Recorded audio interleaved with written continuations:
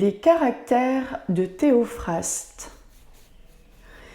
J'ai admiré souvent, et j'avoue que je ne puis encore comprendre, quelque sérieuse réflexion que je fasse, pourquoi toute la Grèce, étant placée sous un même ciel, et les Grecs nourris et élevés de la même manière, il se trouve néanmoins si peu de ressemblance dans leurs mœurs.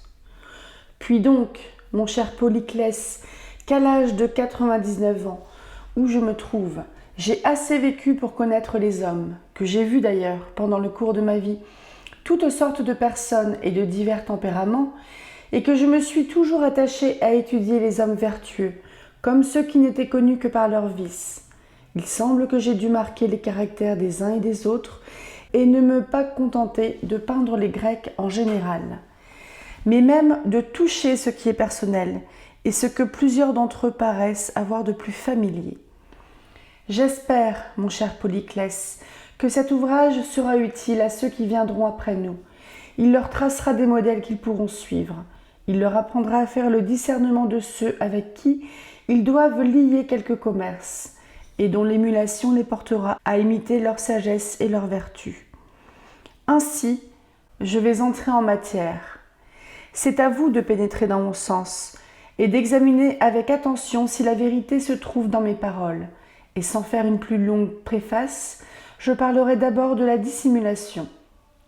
Je définirai ce vice, je dirai ce que c'est qu'un homme dissimulé, je décrirai ses mœurs, et je traiterai ensuite des autres passions, suivant le projet que j'en ai fait. De la dissimulation. La dissimulation n'est pas aisée à bien définir.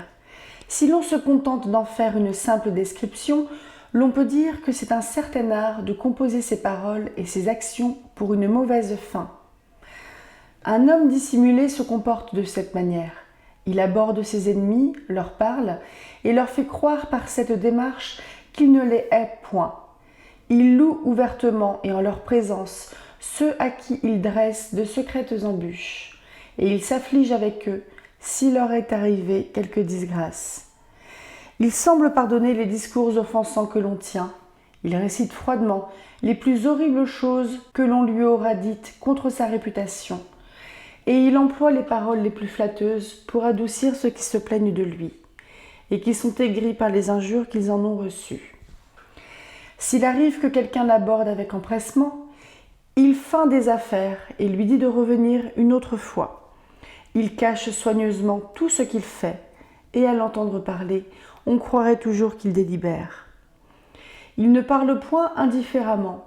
Il a ses raisons pour dire tantôt qu'il ne fait que revenir de la campagne, tantôt qu'il est arrivé à la ville fort tard, et quelquefois qu'il est languissant ou qu'il a une mauvaise santé.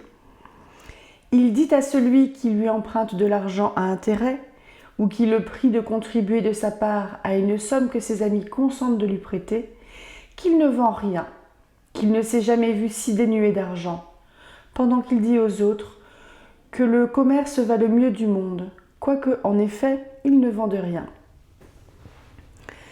Souvent, après avoir écouté ce qu'on lui a dit, il veut faire croire qu'il n'a pas eu la moindre attention. Il feint de n'avoir pas aperçu les choses où il vient de jeter les yeux, ou s'il est convenu d'un fait, de ne plus s'en souvenir. Il n'a, pour ceux qui lui parlent d'affaires, que cette seule réponse : j'y penserai. Il sait de certaines choses, il en ignore d'autres, il est saisi d'admiration. D'autres fois, il aura pensé comme vous sur cet événement, et cela selon ses différents intérêts. Son langage le plus ordinaire est celui-ci. Je n'en crois rien. Je ne comprends pas que cela puisse être. Je ne sais où j'en suis. Ou bien, il me semble que je ne suis pas moi-même. Et ensuite, ce n'est pas ainsi qu'il me l'a fait entendre. Voilà une chose merveilleuse et qui passe toute créance. Contez cela à d'autres. Dois-je vous croire? Ou me persuaderai-je qu'il m'ait dit la vérité? Parole double et artificieuse, dont il faut se méfier comme de ce qu'il y a au monde de plus pernicieux. Ces manières d'agir ne partent point d'une âme simple et droite, mais d'une mauvaise volonté, ou d'un homme qui veut nuire. Le venin des aspics est moins à craindre. De la flatterie. La flatterie est un commerce honteux qui n'est utile qu'aux flatteurs. Si un flatteur se promène avec quelqu'un dans la place, « Remarquez-vous, lui dit-il, comme tout le monde a les yeux sur vous, cela n'arrive qu'à vous seul. Hier, il fut bien parlé de vous, et l'on ne tarissait point sur vos louanges. Nous nous trouvâmes plus de 30 personnes dans un endroit du portique, et comme par la suite du discours, l'on vint à tomber sur celui que l'on devait estimer le plus homme de bien de la ville, tous, d'une voix commune, vous nommèrent, et il n'y en eut pas un seul qui vous refusa ses suffrages. Il lui dit 1000 choses de cette nature. Il affecte d'apercevoir le moindre duvet qui se sera attaché à votre habit, de le prendre et de le souffler à terre. Si par hasard le vent a fait voler quelques petites pailles sur votre barbe ou sur vos cheveux, il prend soin de vous les ôter. Et en souriant, « Il est merveilleux, dit-il, combien vous êtes blanchi depuis 2 jours que je ne vous ai pas vu. » Et il ajoute, « Voilà encore, pour un homme de votre âge, assez de cheveux noirs. » Si celui qu'il veut flatter prend la parole, il impose silence à tous ceux qui se trouvent présents, et il les force d'approuver aveuglément tout ce qu'il avance. Et dès qu'il a cessé de parler, il se récrie. Cela est dit le mieux du monde, rien n'est plus heureusement rencontré. D'autres fois, s'il lui arrive de faire à quelqu'un une raillerie froide, il ne manque pas de lui applaudir, d'entrer dans cette mauvaise plaisanterie, et quoiqu'il n'ait nulle envie de rire, il porte à sa bouche l'un des bouts de son manteau, comme s'il ne pouvait se contenir et qu'il voulût s'empêcher d'éclater. Et s'il l'accompagne lorsqu'il marche par la ville, il dit à ceux qu'il rencontre dans son chemin de s'arrêter jusqu'à ce qu'il soit passé. Il achète des fruits et les porte chez ce citoyen. Il les donne à ses enfants en sa présence, il les baise, il les caresse. Voilà, dit-il, de jolis enfants et dignes d'un tel père. S'il sort de sa maison, il le suit. S'il entre dans une boutique pour essayer des souliers, il lui dit « Votre pied est mieux fait que cela ». Il l'accompagne ensuite chez ses amis, ou plutôt, il entre le premier dans leur maison et leur dit « Un tel me suit et vient vous rendre visite ». Et, retournant sur ses pas, « Je vous ai annoncé, dit-il, et l'on se fait un grand honneur de vous recevoir. » Le flatteur se met à tout, sans hésiter, se mêle des choses les plus viles et qui ne conviennent qu'à des femmes. S'il est invité à souper, il est le premier des conviés à louer le vin. Assis à table le plus proche de celui qui fait le repas, il lui répète souvent « En vérité, vous faites une chair délicate » et, montrant aux autres l'un des mets qu'il soulève du plat, « Cela s'appelle, dit-il, un morceau friand. » Il a soin de lui demander s'il a froid, s'il ne voudrait point une autre robe, et il s'empresse de le mieux couvrir. Il lui parle sans cesse à l'oreille, et si quelqu'un de la compagnie l'interroge, il lui répond négligemment et sans le regarder, n'ayant des yeux que pour un seul. Il ne faut pas croire qu'au théâtre, il oublie d'arracher des carreaux des mains du valet qui les distribue, pour les porter à sa place et l'y faire asseoir plus mollement. J'ai dû dire aussi qu'avant qu'il sorte de sa maison, il en loue l'architecture, se récrie sur toutes les choses, dit que les jardins sont bien plantés, et s'il aperçoit quelque part le portrait du maître, où il soit extrêmement flatté, il est touché de voir combien il lui ressemble, et il l'admire comme un chef-d'œuvre. En un mot, le flatteur ne dit rien et ne fait rien au hasard, mais il rapporte toutes ses paroles et toutes ses actions au dessein qu'il a de plaire à quelqu'un et d'acquérir ses bonnes grâces. De l'impertinent ou du diseur de rien. La sotte envie de discourir vient d'une habitude qu'on a contractée de parler beaucoup et sans réflexion. Un homme qui veut parler, se trouvant assis proche d'une personne qu'il n'a jamais vue et qu'il ne connaît point, entre d'abord en matière, l'entretient de sa femme et lui fait son éloge, lui conte son songe, lui fait un long détail d'un repas où il s'est trouvé, sans oublier le moindre mets ni un seul service. Il s'échauffe ensuite dans la conversation, déclame contre le temps présent et soutient que les hommes qui vivent présentement ne valent point leur père. De là, il se jette sur ce qui se débite au marché, sur la cherté du blé, sur le grand nombre d'étrangers qui sont dans la ville.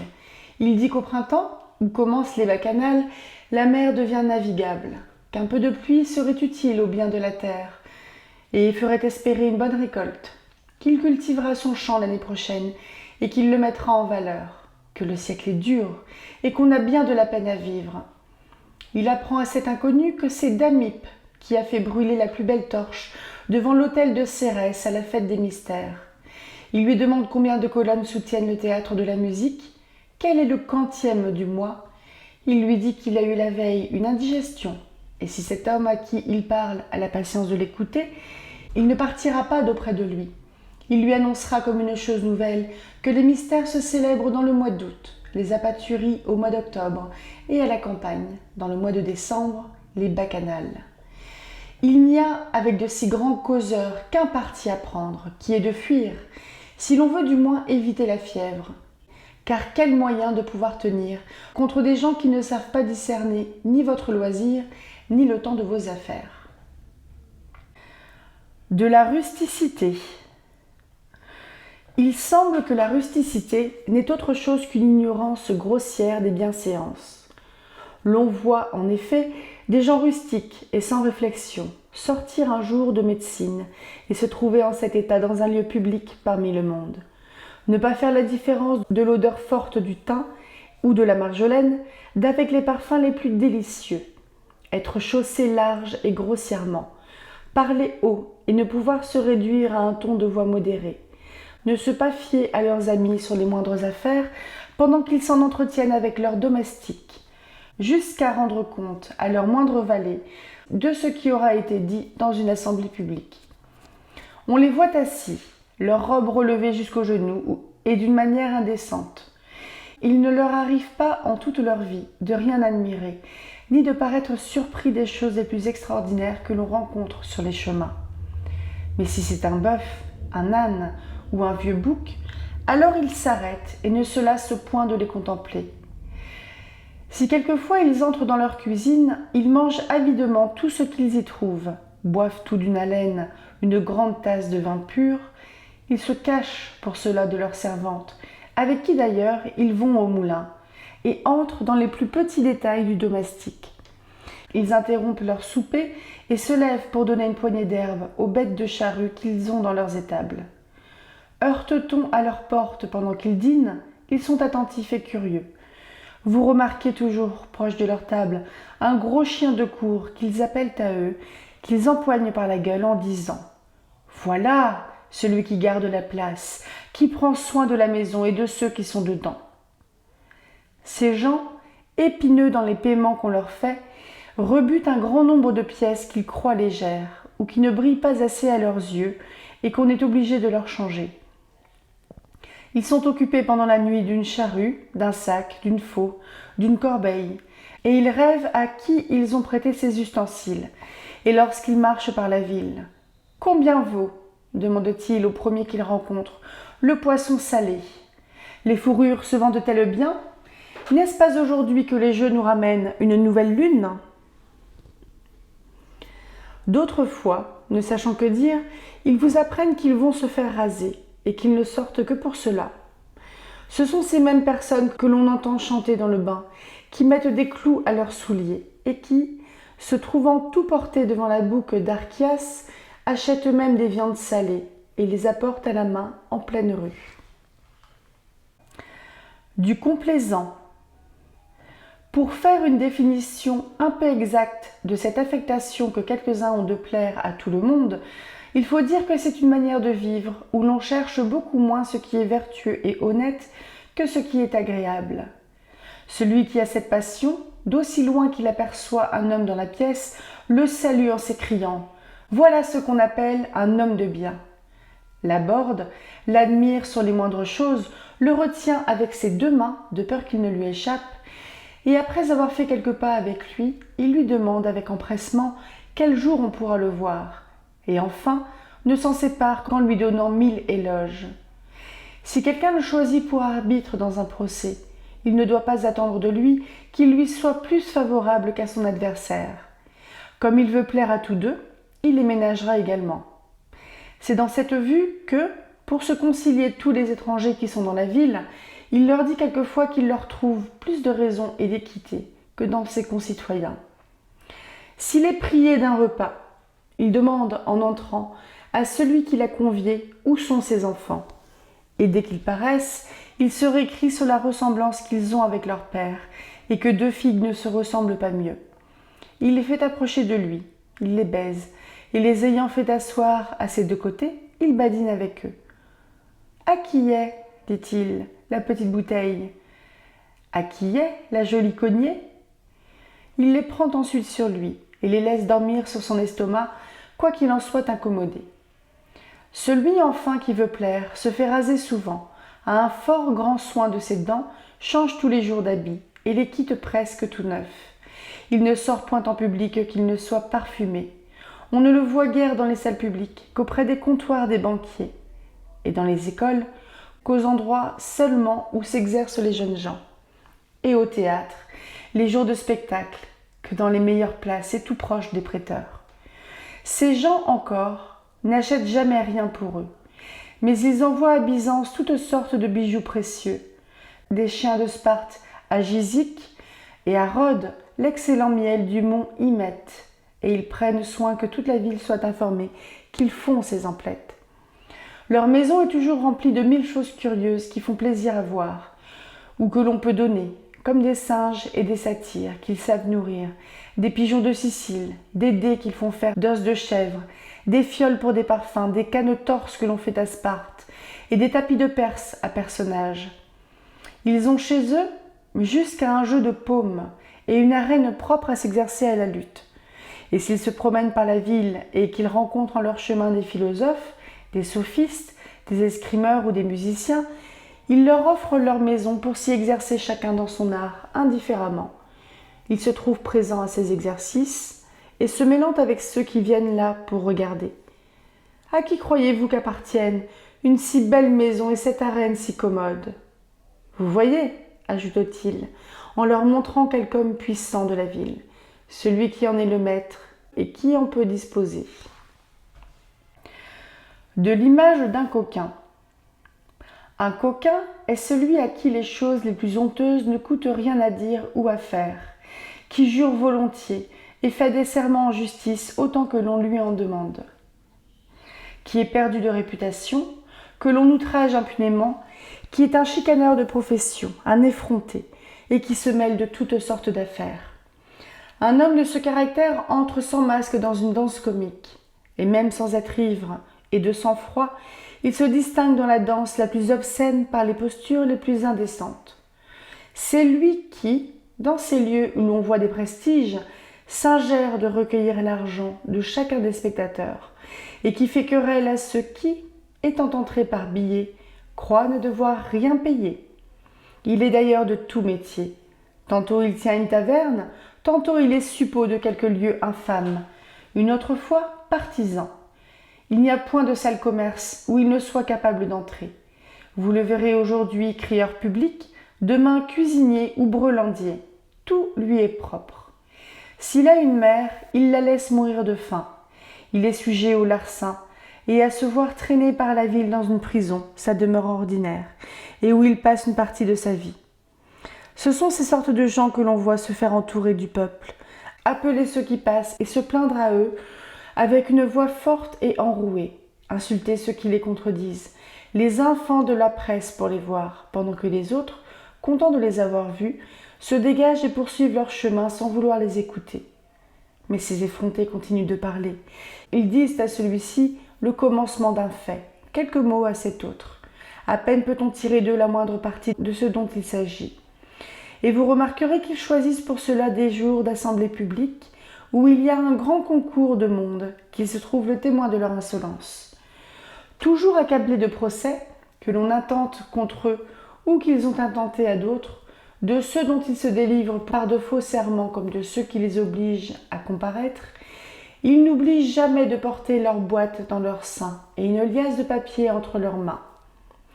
Vous les voyez dominer parmi de vils praticiens, à qui ils prêtent à usure, retirant chaque jour une bolle et demie de chaque drachme, fréquenter les tavernes, parcourir les lieux où l'on débite le poisson frais ou salé, et consumer ainsi en bonne chère tout le profit qu'ils tirent de cette espèce de trafic. En un mot, ils sont querelleux et difficiles, ont sans cesse la bouche ouverte à la calomnie, ont une voix étourdissante et qu'ils font retentir dans les marchés et dans les boutiques. Du grand parleur. Ce que quelques-uns appellent babile est proprement une intempérance de langue qui ne permet pas à un homme de se taire. Vous ne comptez pas la chose comme elle est, dira quelqu'un, de ces grands parleurs à quiconque veut l'entretenir de quelque affaire que ce soit. J'ai tout su, et si vous vous donnez la patience de m'écouter, je vous apprendrai tout. Et si cet autre continue de parler, vous avez déjà dit cela. Songez, poursuit-il, à ne rien oublier. Fort bien, cela est ainsi, car vous m'avez heureusement remis dans le fait. Voyez ce que c'est que de s'entendre les uns les autres. Et ensuite, mais que veux-je dire? Ah, j'oubliais une chose, oui, c'est cela même, et je voulais voir si vous tomberiez juste dans tout ce que j'en ai appris. C'est par telles ou semblables interruptions qu'il ne donne pas de loisir à celui qui lui parle de respirer, et lorsqu'il a comme assassiné de son babil chacun de ceux qui ont voulu lier avec lui quelque entretien, il va se jeter dans un cercle de personnes graves qui traitent ensemble de choses sérieuses et les met en fuite.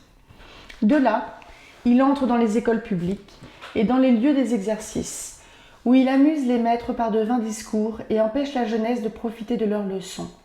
S'il échappe à quelqu'un de dire « je m'en vais », celui-ci se met à le suivre et il ne l'abandonne point qu'il ne l'ait remis jusque dans sa maison. Si par hasard il a appris ce qui aura été dit dans une assemblée de la ville, il court dans le même temps le divulguer. Il s'étend merveilleusement sur la fameuse bataille qui s'est donnée sous le gouvernement de l'orateur Aristophon, comme sur le combat célèbre que ceux de Lacédémone ont livré aux Athéniens sous la conduite de Lysandre. Il raconte une autre fois quels applaudissements a eu un discours qu'il a fait dans le public, en répète une grande partie, mêle dans ce récit ennuyeux des invectives contre le peuple, pendant que, de ceux qui l'écoutent, les uns s'endorment, les autres le quittent, et que nul ne se ressouvient d'un seul mot qu'il aura dit. Un grand causeur, en un mot, s'il est sur les tribunaux, ne laisse pas la liberté de juger. Il ne permet pas que l'on mange à table, et s'il se trouve au théâtre, il empêche non seulement d'entendre, mais même de voir les acteurs. On lui fait avouer ingénument qu'il ne lui est pas possible de se taire, qu'il faut que sa langue se remue dans son palais, comme le poisson dans l'eau, et que quand on l'accuserait d'être plus babillard qu'une hirondelle, il faut qu'il parle. Aussi, écoute-t-il froidement toutes les railleries que l'on fait de lui sur ce sujet, et jusqu'à ses propres enfants, s'il commence à s'abandonner au sommeil. Faites-nous, lui disent-ils, un conte qui achève de nous endormir. Du débit des nouvelles. Un nouvelliste ou un conteur de fables est un homme qui arrange, selon son caprice, des discours et des faits remplis de fausseté, qui, lorsqu'il rencontre l'un de ses amis, compose son visage, et lui, souriant, « D'où venez-vous ainsi ?» lui dit-il. « Que nous direz-vous de bon? N'y a-t-il rien de nouveau ?» Et continuant de l'interroger, « Quoi donc? N'y a-t-il aucune nouvelle? Cependant, il y a des choses étonnantes à raconter. » Et sans lui laisser le loisir de lui répondre, « Que dites-vous donc? Poursuit-il. N'avez-vous rien entendu par la ville? Je vois bien que vous ne savez rien, et que je vais vous régaler de grandes nouveautés. Et alors, ou c'est un soldat, ou le fils d'Asté le joueur de flûte, ou Lycon l'ingénieur, tous gens qui arrivent fraîchement de l'armée, de qui il sait toutes choses, car il allègue pour témoin de ce qu'il avance des hommes obscurs qu'on ne peut trouver pour les convaincre de fausseté. Il assure donc que ces personnes lui ont dit que le roi et Polysperchon ont gagné la bataille et que Cassandre, leur ennemi, est tombé vif entre leurs mains. Et lorsque quelqu'un lui dit « Mais en vérité, cela est-il croyable ?» il lui réplique que cette nouvelle se crie et se répand par toute la ville, que tous s'accordent à dire la même chose, que c'est tout ce qui se raconte du combat, qu'il y a eu un grand carnage. Il ajoute qu'il a lu cet événement sur le visage de ceux qui gouvernent, qu'il y a un homme caché chez l'un de ses magistrats depuis 5 jours entiers, qui revient de la Macédoine, qui a tout vu et qui lui a tout dit. Ensuite, interrompant le fil de sa narration, « Que pensez-vous de ce succès ?» demande-t-il à ceux qui l'écoutent. « Pauvre Cassandre, malheureux prince !» s'écrie-t-il d'une manière touchante. « Voyez ce que c'est que la fortune, car enfin Cassandre était puissant et il avait avec lui de grandes forces. Ce que je vous dis, poursuit-il, est un secret qu'il faut garder pour vous seul. » Pendant qu'il court par toute la ville, le débiter à qui le veut entendre. Je vous avoue que ces 10 heures de nouvelles me donnent de l'admiration et que je ne conçois pas quelle est la fin qu'il se propose, car pour ne rien dire de la bassesse qu'il y a à toujours mentir, je ne vois pas qu'il puisse recueillir le moindre fruit de cette pratique. Au contraire, il est arrivé à quelques-uns de se laisser voler leurs habits dans un bain public, pendant qu'ils ne songeaient qu'à rassembler autour d'eux une foule de peuple et à lui conter des nouvelles. Quelques autres, après avoir vaincu sur mer et sur terre dans le portique, ont payé l'amende pour n'avoir pas comparu à une cause appelée. Enfin, il s'en est trouvé qui, le jour même qu'ils ont pris une ville, du moins par leurs beaux discours, ont manqué de dîner. Je ne crois pas qu'il y ait rien de si misérable que la condition de ces personnes, car quelle est la boutique ? Quel est le portique ? Quel est l'endroit d'un marché public où ils ne passent tout le jour à rendre sourds ceux qui les écoutent ou à les fatiguer par leurs mensonges ? De l'effronterie causée par l'avarice. Pour faire connaître ce vice, il faut dire que c'est un mépris de l'honneur dans la vue d'un vil intérêt. Un homme que l'avarice rend effronté ose emprunter une somme d'argent à celui à qui il en doit déjà et qui le lui retient avec injustice. Le jour même qu'il aura sacrifié au Dieu, au lieu de manger religieusement chez soi une partie des viandes consacrées, il les fait saler pour lui servir dans plusieurs repas et va souper chez l'un de ses amis.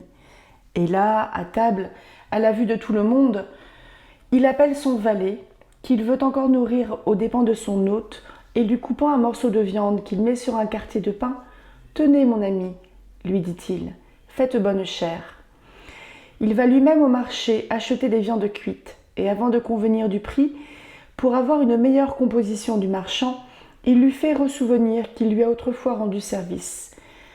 Il fait ensuite peser ses viandes, et il en entasse le plus qu'il peut.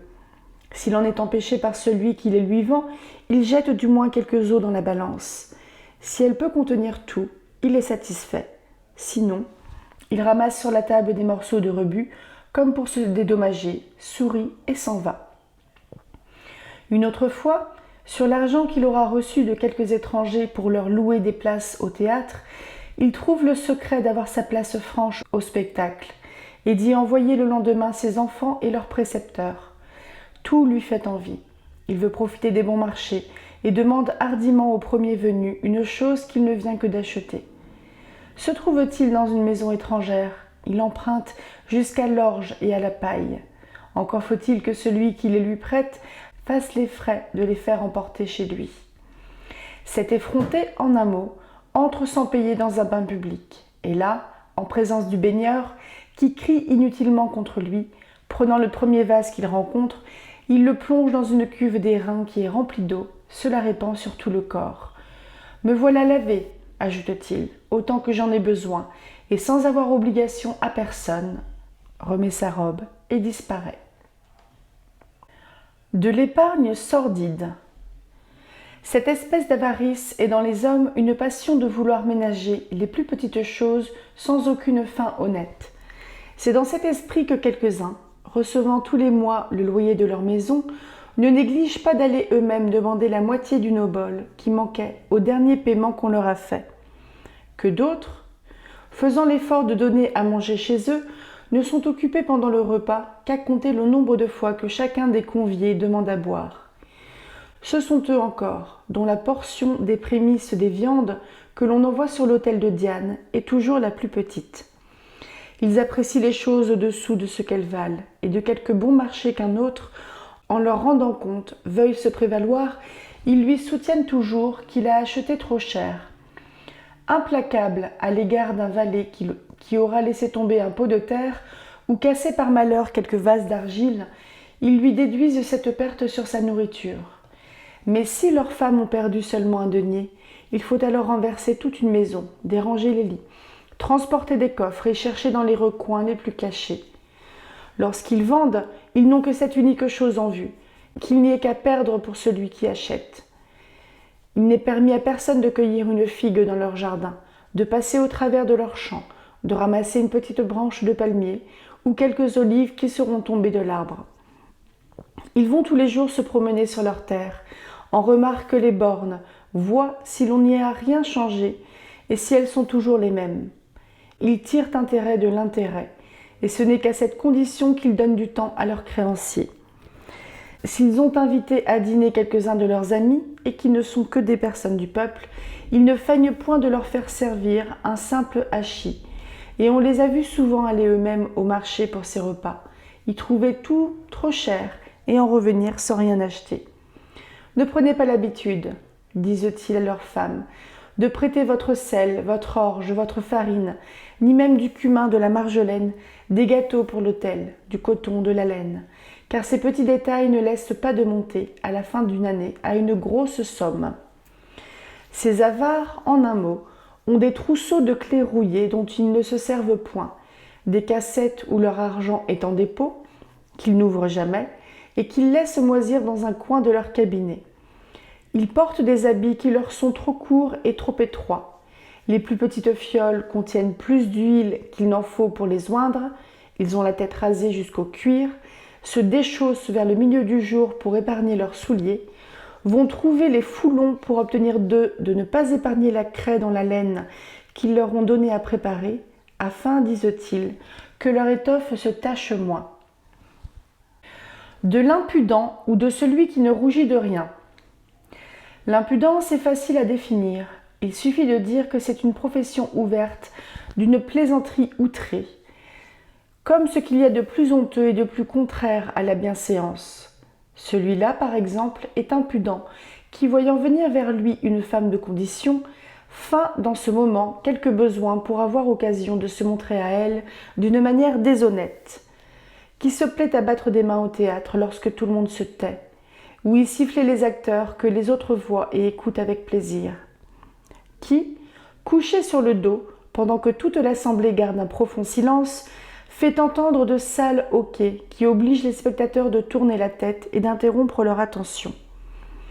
Un homme de ce caractère achète en plein marché des noix, des pommes, toutes sortes de fruits, les mange, cause debout avec la fruitière, appelle par leur nom ceux qui passent sans presque les connaître, en arrête d'autres qui courent par la place et qui ont leurs affaires, et s'il voit venir quelque plaideur, il l'aborde, le raille et le félicite sur une cause importante qu'il vient de perdre.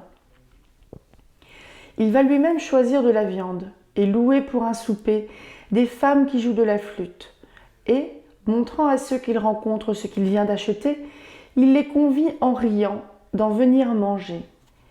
On le voit s'arrêter devant la boutique d'un barbier ou d'un parfumeur, et là annoncer qu'il va faire un grand repas et s'enivrer. Si quelquefois il vend du vin, il le fait mêler, pour ses amis comme pour les autres, sans distinction. Il ne permet pas à ses enfants d'aller à l'amphithéâtre avant que les jeux soient commencés, et lorsqu'on paye pour être placé, mais seulement sur la fin du spectacle, et quand l'architecte néglige les places et les donne pour rien.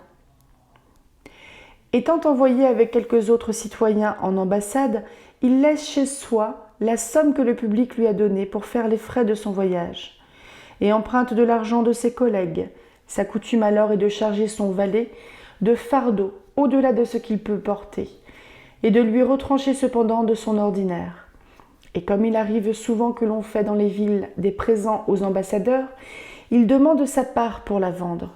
« Vous m'achetez toujours, dit-il, au jeune esclave qui le sert dans le bain, une mauvaise huile et qu'on ne peut supporter. »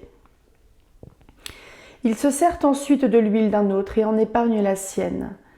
Il envie à ses propres valets qui le suivent la plus petite pièce de monnaie qu'ils auront ramassée dans les rues, et il ne manque point d'en retenir sa part avec ce mot : Mercure est commun. Il fait pis. Il distribue à ses domestiques leurs provisions dans une certaine mesure dont le fond, creux par-dessous, s'enfonce en dedans et s'élève comme en pyramide. Et quand elle est pleine, il la rase lui-même avec le rouleau le plus près qu'il peut.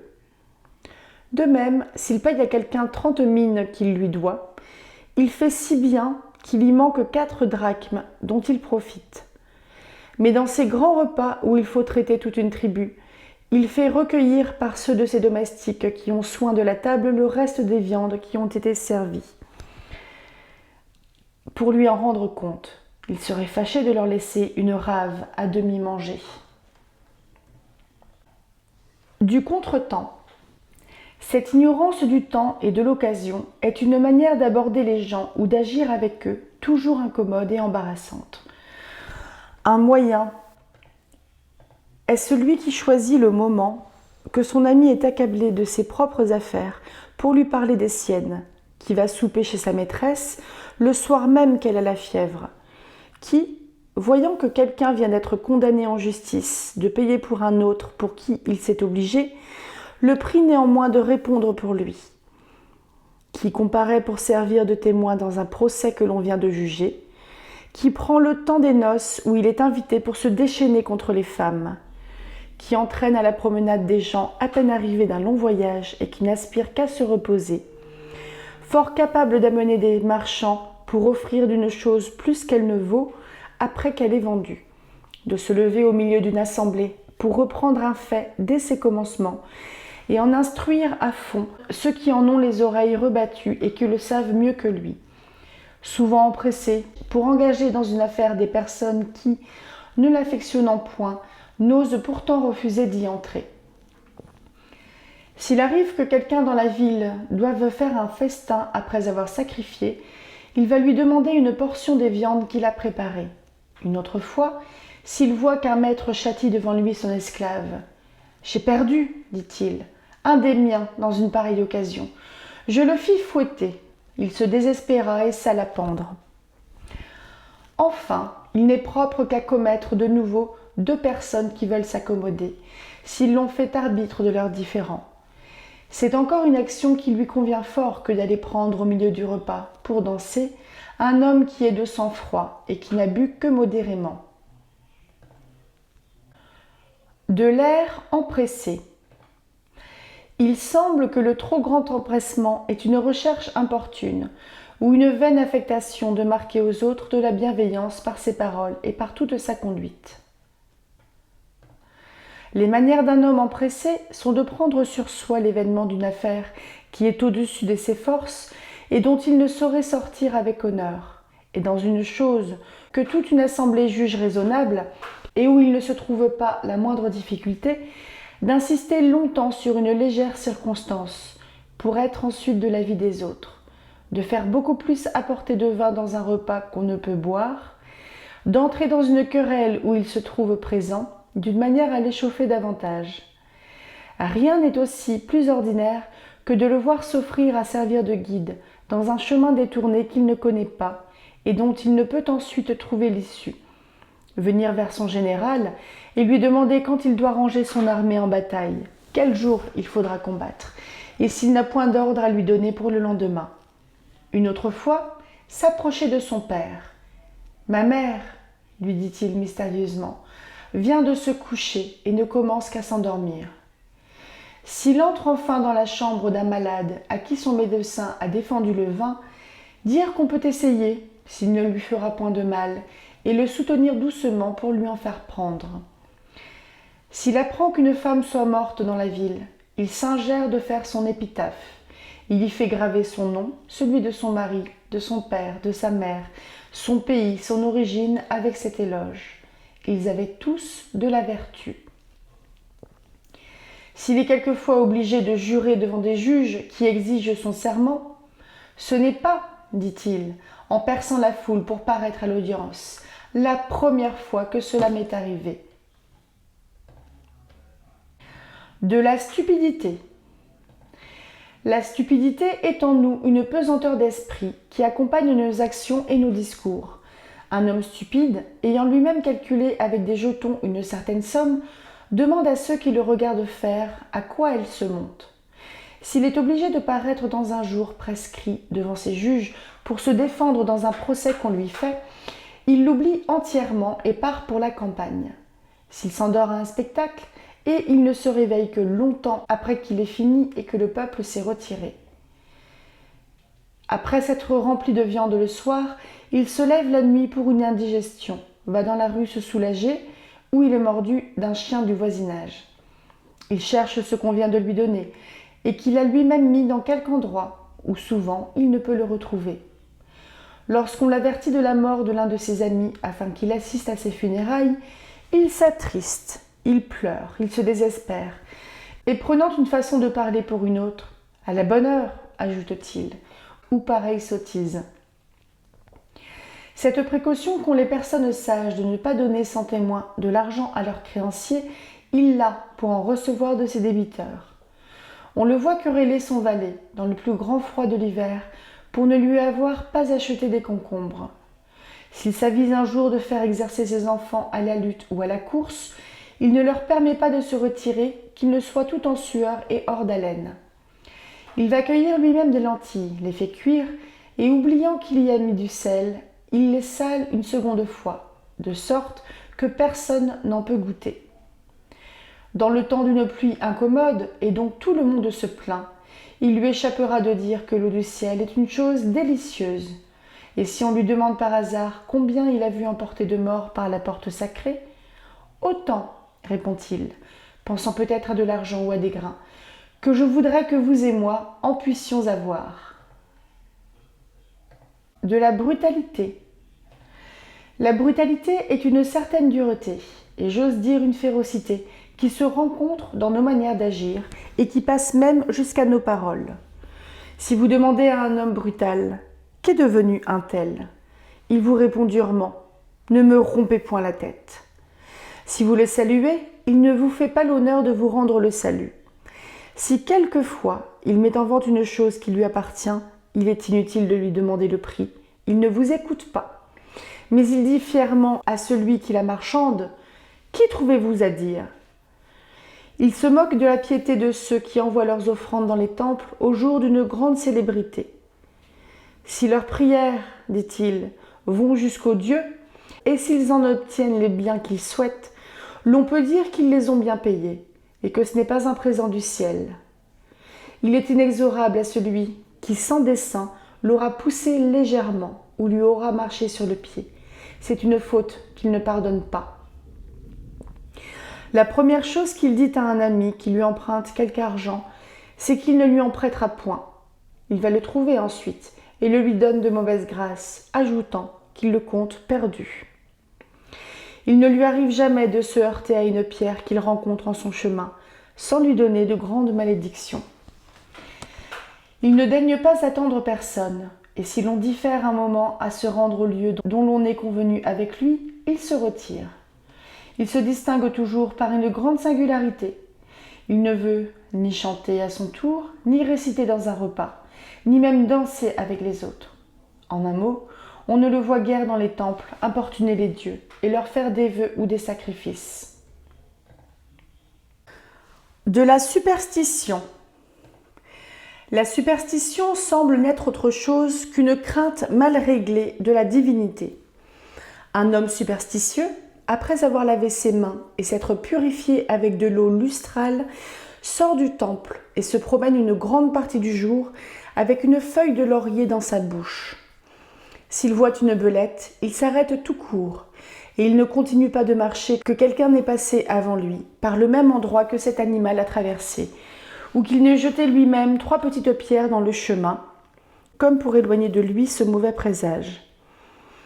En quelque endroit de sa maison qu'il ait aperçu un serpent, il ne diffère pas d'y élever un autel, et dès qu'il remarque dans les carrefours de ces pierres que la dévotion du peuple y a consacré, il s'en approche, verse dessus toute l'huile de sa fiole, plie les genoux devant elle et les adore.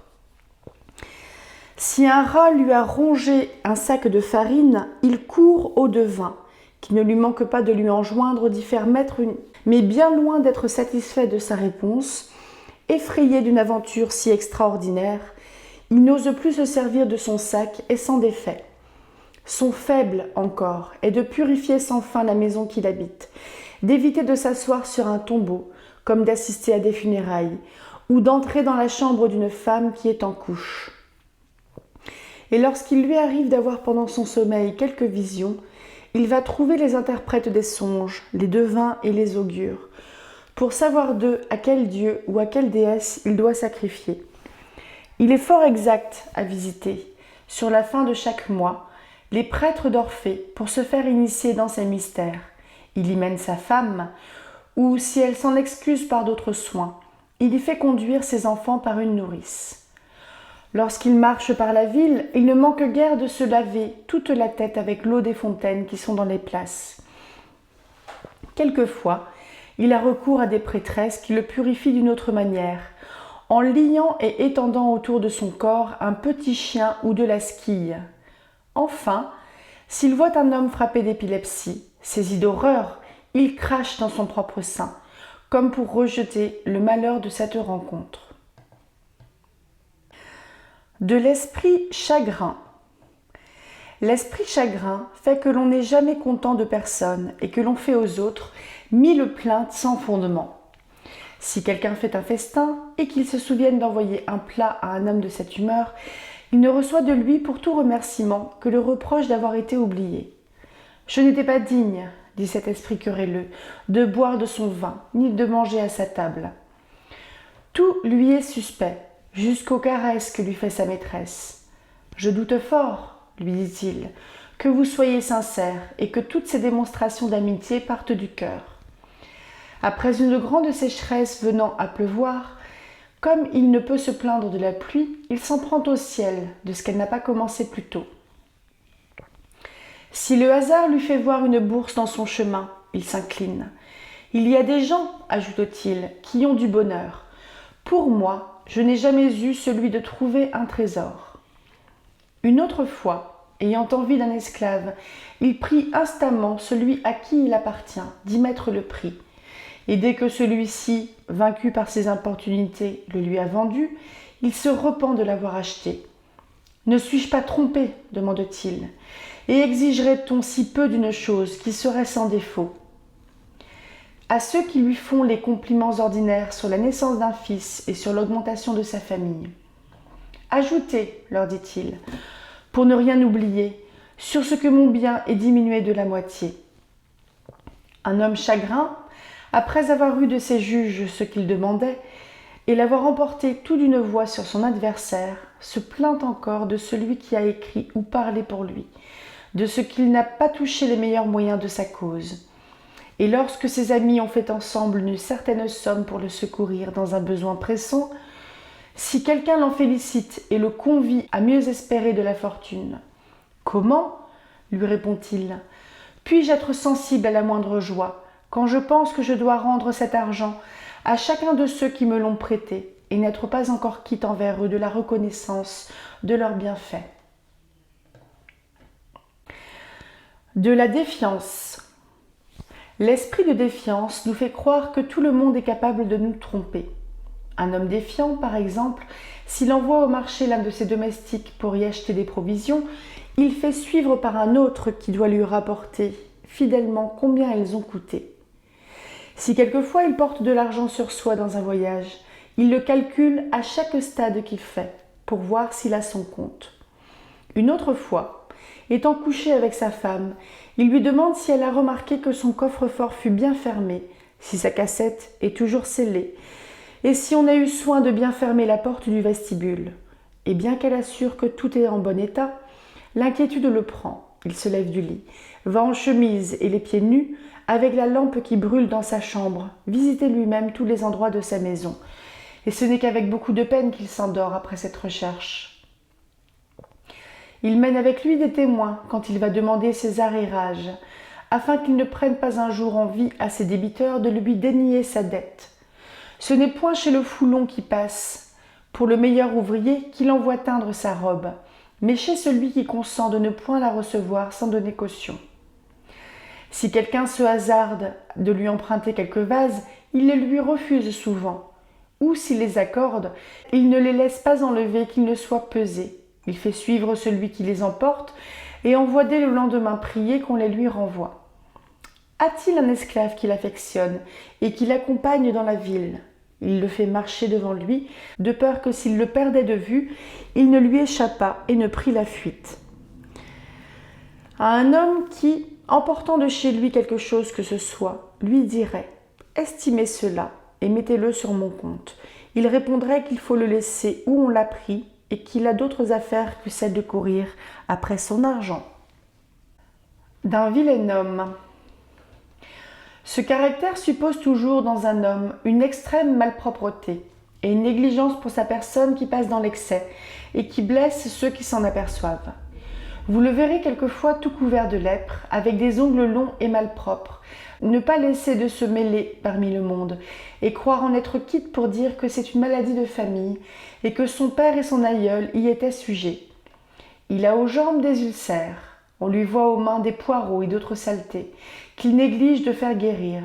Ou, s'il pense à y remédier, c'est lorsque le mal, aigri par le temps, est devenu incurable. Il est hérissé de poils sous les aisselles et par tout le corps, comme une bête fauve. Il a les dents noires, rongées, et telles que son abord ne se peut souffrir. Ce n'est pas tout. Il crache ou il se mouche en mangeant. Il parle la bouche pleine, fait en buvant des choses contre la bienséance. Il ne se sert jamais au bain que d'une huile qui sent mauvais, et ne paraît guère dans une assemblée publique qu'avec une vieille robe et toute tachée. S'il est obligé d'accompagner sa mère chez les devins, il n'ouvre la bouche que pour dire des choses de mauvais augure. Une autre fois, dans le temple et en faisant des libations, il lui échappera des mains une coupe ou quelque autre vase, et il rira ensuite de cette aventure comme s'il avait fait quelque chose de merveilleux. Un homme si extraordinaire ne sait point écouter un concert ou d'excellents joueurs de flûte. Il bat des mains avec violence comme pour leur applaudir. Ou bien il suit d'une voix désagréable le même air qu'il joue. Il s'ennuie de la symphonie et demande si elle ne doit pas bientôt finir. Enfin, si étant assis à table il veut cracher, c'est justement sur celui qui est derrière lui pour lui donner à boire. D'un homme incommode. Ce qu'on appelle un fâcheux est celui qui, sans faire à quelqu'un un fort grand tort, ne laisse pas de l'embarrasser beaucoup, qui, entrant dans la chambre de son ami qui commence à s'endormir, le réveille pour l'entretenir de vains discours, qui, se trouvant sur le bord de la mer, sur le point qu'un homme est prêt de partir et de monter dans son vaisseau, l'arrête sans nul besoin, l'engage insensiblement à se promener avec lui sur le rivage, qui, arrachant un petit enfant du sein de sa nourrice pendant qu'il tète, lui fait avaler quelque chose qu'il a mâché, bat des mains devant lui, le caresse et lui parle d'une voix contrefaite, qui choisit le temps du repas et que le potage est sur la table pour dire qu'ayant pris médecine depuis 2 jours, il est allé par haut et par bas et qu'une bile noire et recuite était mêlée dans ses déjections, qui, devant toute une assemblée, s'avise de demander à sa mère quel jour elle a accouché de lui, qui, ne sachant que dire, apprend que l'eau de sa citerne est fraîche, qu'il croît dans son jardin de bonnes légumes, ou que sa maison est ouverte à tout le monde comme une hôtellerie, qui s'empresse de faire connaître à ses hôtes un parasite qu'il a chez lui, qui l'invite à table à se mettre en bonne humeur et à réjouir la compagnie. De la sotte vanité. La sotte vanité semble être une passion inquiète de se faire valoir par les plus petites choses, ou de chercher dans les sujets les plus frivoles du nom et de la distinction. Ainsi, un homme vain, s'il se trouve à un repas, affecte toujours de s'asseoir proche de celui qui l'a convié. Il consacre à Apollon la chevelure d'un fils qui lui vient de naître, et dès qu'il est parvenu à l'âge de puberté, il le conduit lui-même à Delphes, lui coupe les cheveux et les dépose dans le temple comme un monument d'un vœu solennel qu'il a accompli. Il aime à se faire suivre par un mort. S'il fait un paiement, il affecte que ce soit dans une monnaie toute neuve et qui ne vienne que d'être frappée. Après qu'il a immolé un bœuf devant quelque autel, Il se fait réserver la peau du front de cet animal. Il l'orne de rubans et de fleurs, et l'attache à l'endroit de sa maison le plus exposé à la vue de ceux qui passent, afin que personne du peuple n'ignore qu'il a sacrifié un bœuf. Une autre fois, au retour d'une cavalcade qu'il aura faite avec d'autres citoyens, il renvoie chez soi par un valet tout son équipage et ne garde qu'une riche robe dont il est habillé et qu'il traîne le reste du jour dans la place publique. S'il lui meurt un petit chien, il l'enterre, lui dresse une épitaphe avec ces mots « Il était de race de Malte ». Il consacre un anneau à Esculape qui l'use à force d'y pendre des couronnes de fleurs. Il se parfume tous les jours, il remplit avec un grand faste tout le temps de sa magistrature. Et sortant de charge, il rend compte au peuple avec ostentation des sacrifices qu'il a faits, comme du nombre et de la qualité des victimes qu'il a immolées. Alors, revêtu d'une robe blanche et couronné de fleurs, il paraît dans l'assemblée du peuple. « Nous pouvons, dit-il, vous assurer, ô Athéniens, que pendant le temps de notre gouvernement, nous avons sacrifié à Cybèle et que nous lui avons rendu des honneurs tels que les mérite de nous la mère des dieux. » Après avoir parlé ainsi, il se retire dans sa maison, où il fait un long récit à sa femme de la manière dont tout lui a réussi, au-delà même de ses souhaits. De l'avarice. Ce vice est dans l'homme un oubli de l'honneur et de la gloire, quand il s'agit d'éviter la moindre dépense. Si un avare a remporté le prix de la tragédie, il consacre à Bacchus des guirlandes ou des bandelettes faites d'écorce de bois, et il fait graver son nom sur un présent si magnifique. Quelquefois, dans les temps difficiles, le peuple est obligé de s'assembler pour régler une contribution capable de subvenir aux besoins de la République. Alors il se lève et garde le silence, ou le plus souvent, il fend la presse et se retire. Lorsqu'il marie sa fille et qu'il sacrifie selon la coutume, il n'abandonne de la victime que les parties seules qui doivent être brûlées sur l'autel. Il réserve les autres pour les vendre, et comme il manque de domestiques pour servir à table et être chargé du soin des noces, il loue des gens pour tout le temps de la fête, qui se nourrissent à leurs dépens et à qui il donne une certaine somme. S'il est capitaine de galère, voulant ménager son lit, il se contente de coucher indifféremment avec les autres sur de la natte qu'il emprunte de son pilote. Vous verrez une autre fois cet homme sordide acheter en plein marché des viandes cuites, toutes sortes d'herbes, et les porter hardiment dans son sein et sous sa robe. S'il a un jour envoyé chez le teinturier pour la détacher, comme il n'en a pas une seconde pour sortir, il est obligé de garder la chambre. Il sait éviter dans la place la rencontre d'un ami pauvre qui pourrait lui demander, comme aux autres, quelques secours. Il se détourne de lui et reprend le chemin de la maison. Il ne donne point de servante à sa femme, content de lui en louer quelques-unes pour l'accompagner à la ville toutes les fois qu'elle sort. Enfin, ne pensez pas que ce soit un autre que lui, qui balaie le matin sa chambre, qui fasse son lit et le nettoie. Il faut ajouter qu'il porte un manteau usé, sale et tout couvert de taches, qu'en ayant honte lui-même, il le retourne quand il est obligé d'aller tenir sa place dans quelque assemblée. De l'ostentation. Je n'estime pas que l'on puisse donner une idée plus juste de l'ostentation qu'en disant que c'est dans l'homme une passion de faire montre d'un bien ou des avantages qu'il n'a pas. Celui en qui elle domine s'arrête dans l'endroit du Pirée où les marchands étalent et où se trouve un plus grand nombre d'étrangers. Il entre en matière avec eux, il leur dit qu'il a beaucoup d'argent sur la mer, il discourt avec eux des avantages de ce commerce, des gains immenses qu'il y a à espérer pour ceux qui y entrent, et de ceux surtout que lui qui leur parle y a fait. Il aborde dans un voyage le premier qu'il trouve sur son chemin, lui fait compagnie et lui dit bientôt qu'il a servi sous Alexandre. Quels beaux vases et tous enrichis de pierreries il a rapportés de l'Asie, quels excellents ouvriers s'y rencontrent et combien ceux de l'Europe leur sont inférieurs. Il se vante, dans une autre occasion, d'une lettre qu'il a reçue d'Antipater, qui apprend que Louis III est entré dans la Macédoine. Il dit une autre fois que bien que les magistrats lui aient permis tel transport de bois qu'il lui plairait sans payer de tribut, Pour éviter néanmoins l'envie du peuple, il n'a point voulu user de ce privilège. Il ajoute que pendant une grande cherté de vivres, il a distribué aux pauvres citoyens d'Athènes jusqu'à la somme de 5 talents.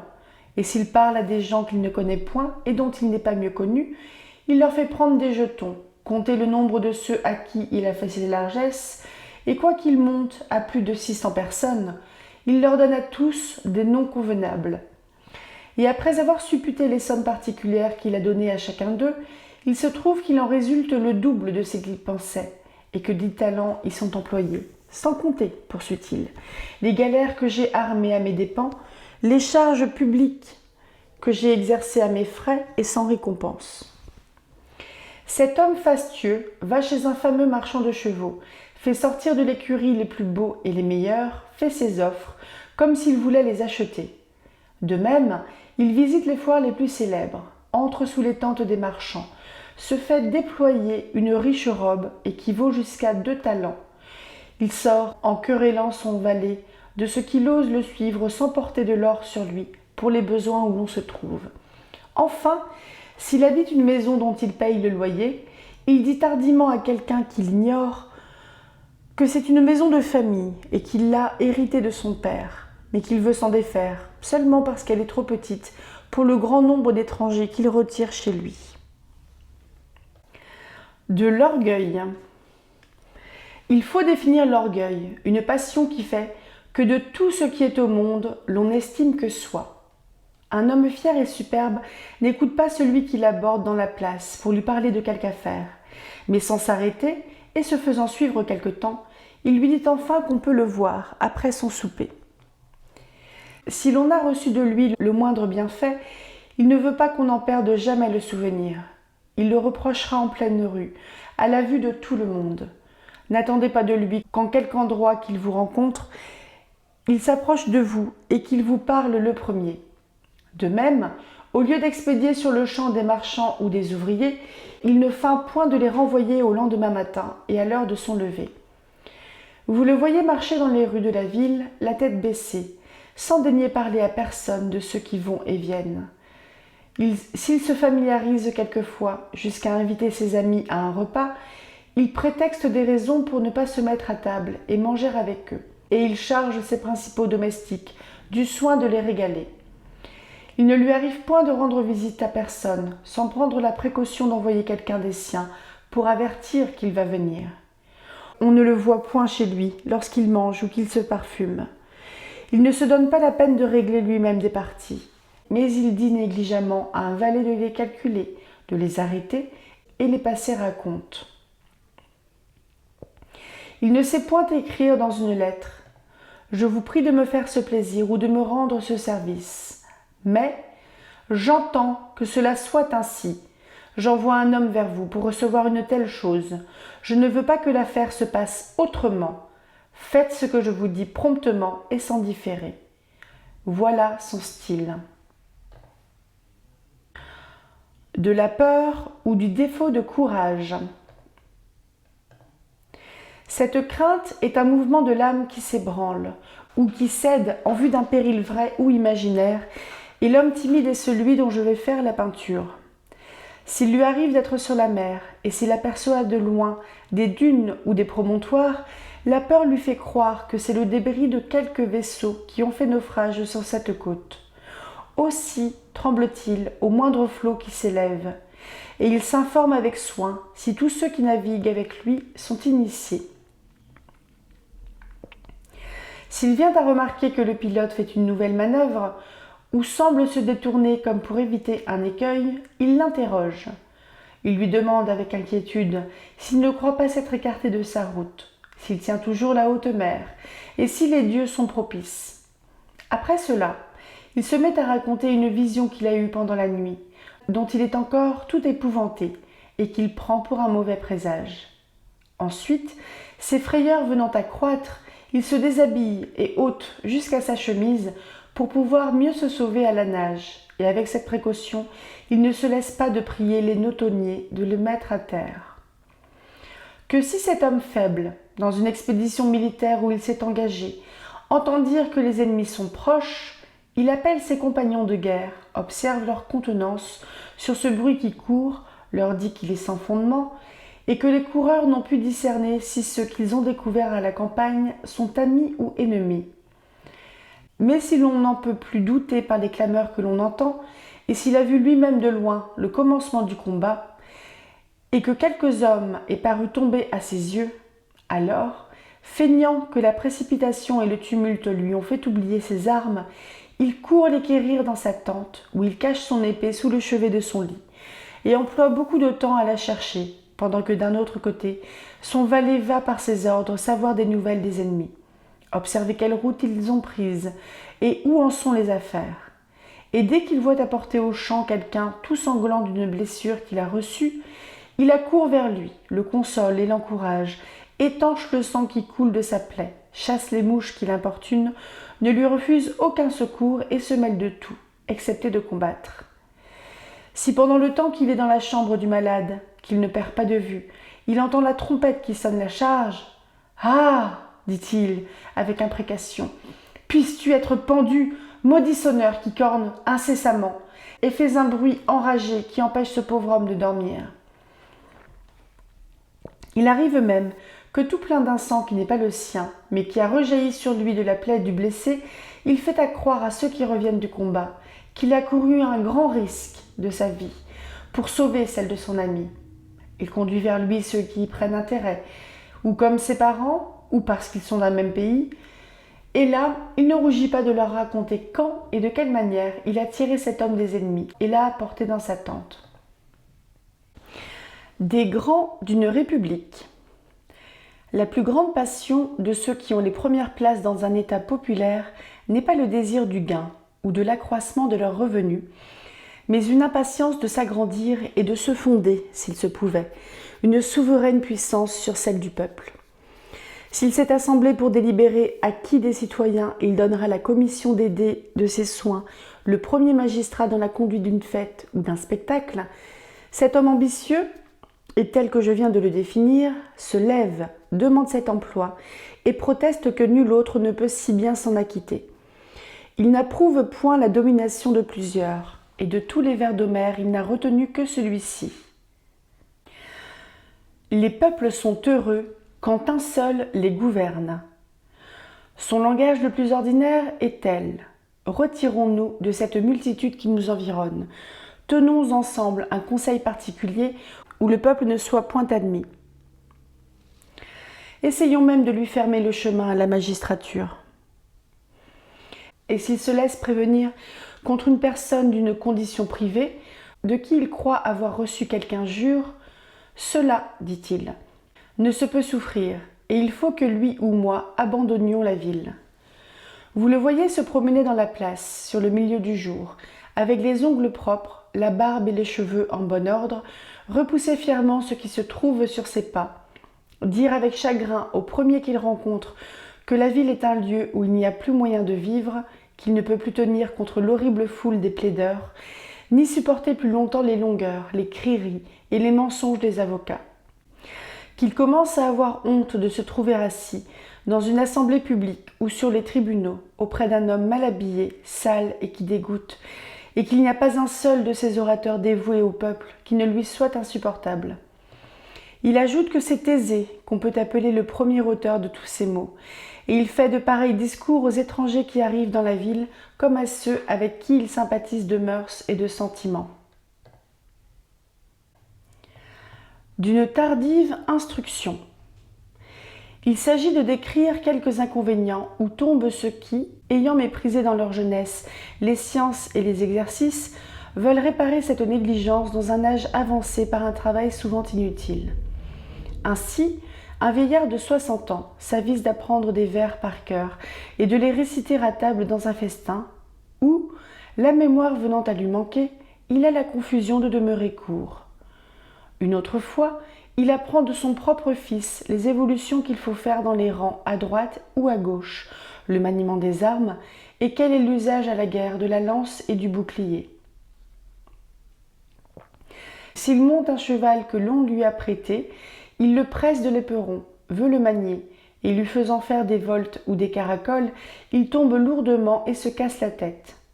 On le voit tantôt, pour s'exercer au javelot, le lancer tout un jour contre l'homme de bois, tantôt tirer de l'arc et disputer avec son valet, lequel des deux donnera mieux dans un blanc avec des flèches. Vouloir d'abord apprendre de lui, se mettre ensuite à l'instruire et à le corriger comme s'il était le plus habile.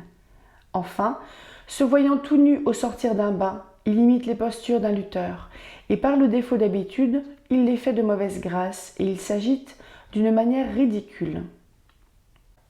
De la médisance. Je définis ainsi la médisance, une pente secrète de l'âme à penser mal de tous les hommes, laquelle se manifeste par les paroles. Et pour ce qui concerne le médisant, voici ses mœurs. Si on l'interroge sur quelque autre et que l'on lui demande quel est cet homme, il fait d'abord sa généalogie. Son père, dit-il, s'appelait Sosie, que l'on a connu dans le service et parmi les troupes sous le nom de Sosistrate. Il a été affranchi depuis ce temps et reçu dans l'une des tribus de la ville. Pour sa mère, c'était une noble thracienne, car les femmes de Thrace, ajoute-t-il, se piquent la plupart d'une ancienne noblesse. Celui-ci, né de si honnêtes gens, est un scélérat et qui ne mérite que le gibet. Et, retournant à la mère de cet homme qu'il peint avec de si belles couleurs, elle est, poursuit-il, de ces femmes qui épient sur les grands chemins les jeunes gens au passage, et qui, pour ainsi dire, les enlèvent et les ravissent. Dans une compagnie où il se trouve quelqu'un qui parle mal d'une personne absente, il relève la conversation. « Je suis, lui dit-il, de votre sentiment. Cet homme m'est odieux, et je ne puis le souffrir. Qu'il est insupportable par sa physionomie. Y a-t-il un plus grand fripon et des manières plus extravagantes ? Savez-vous combien il donne à sa femme pour la dépense de chaque repas ? 3 oboles, et rien davantage. Et croirez-vous que dans les rigueurs de l'hiver et au mois de décembre, il l'oblige de se laver avec de l'eau froide ? Si alors quelqu'un de ceux qui l'écoutent se lève et se retire, il parle de lui presque dans les mêmes termes. Nul de ses plus familiers amis n'est épargné. Les morts même dans le tombeau ne trouvent pas un asile contre sa mauvaise langue.